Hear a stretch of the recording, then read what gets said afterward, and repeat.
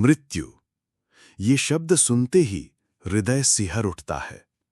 कोई अपनों को खोने के भय से कांपता है, कोई स्वयं के अंत को लेकर चिंतित रहता है।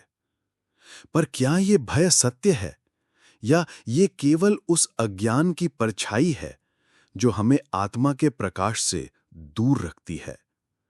ठाकुर श्री राम कृष्ण मृत्यु से नहीं डरते थे, क्योंकि उन्होंने देखा था मृत्यु एक आवरण है, आत्मा के असली रूप को प्रकट करने का माध्यम है। वे कहते थे, जो जन्मा है वो मरेगा, ये शरीर का नियम है, पर जो देख रहा है, जो अनुभव कर रहा है, वो कभी नहीं मरता। वो आत्मा है, वो मां का अंश है। जब कोई उनकी मृत्यु की बात करता तो वे मुस्कुराकर कहते, ये देह जाएगी, पर रामकृष्ण नहीं जाएगा। रामकृष्ण वो नहीं जो दिखाई देता है, वो है जो हर प्रेम में है, हर भक्ति में है, हर पुकार में है। उनका विश्वास था मृत्यु केवल देह का परिवर्तन है। जैसे वस्त्र बदलते हैं, वैसे आत्मा नया आवरण धारण करती है।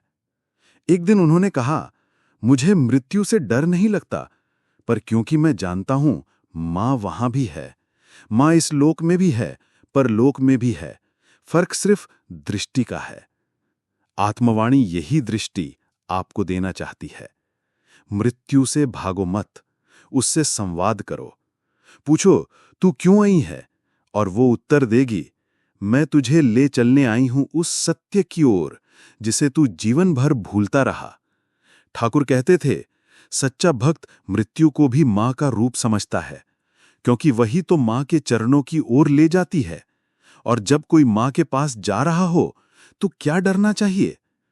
आत्मवाणी यही कहती है, मृत्यु वो अंतिम सांस नहीं, वो पहली सांस है, मुक्ति की, मिलन की, मौन की।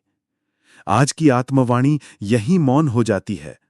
पर क्या मृत्यु से पहले ही हम मृत्यु को पार कर सकते हैं?